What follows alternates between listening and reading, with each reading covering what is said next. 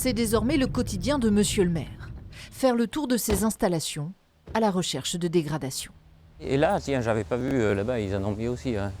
Et regardez, ils escaladent là et là, ils l'ont coupé carrément. Pendant l'été, l'accès à cette piscine a été forcé. Le terrain synthétique, lui, squatté jusqu'à 5 h du matin.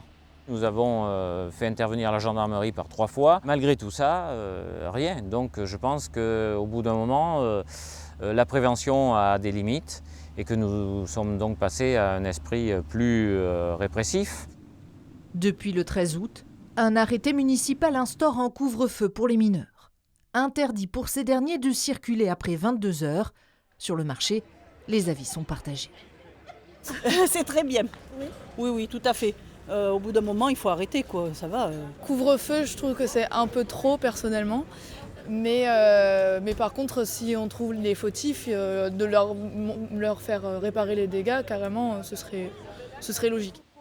Le maire de Montignac, lui, dit vouloir protéger surtout ces jeunes en déshérence, mais aussi ces infrastructures flambant neuves. J'ai lu sur les réseaux sociaux que mon arrêté, c'était un arrêté pris par des vieux. Et mon intention n'est pas du tout de les priver de ce cadre-là. C'est au contraire de faire en sorte qu'on puisse le conserver en bon état et qu'il puisse servir à plusieurs générations.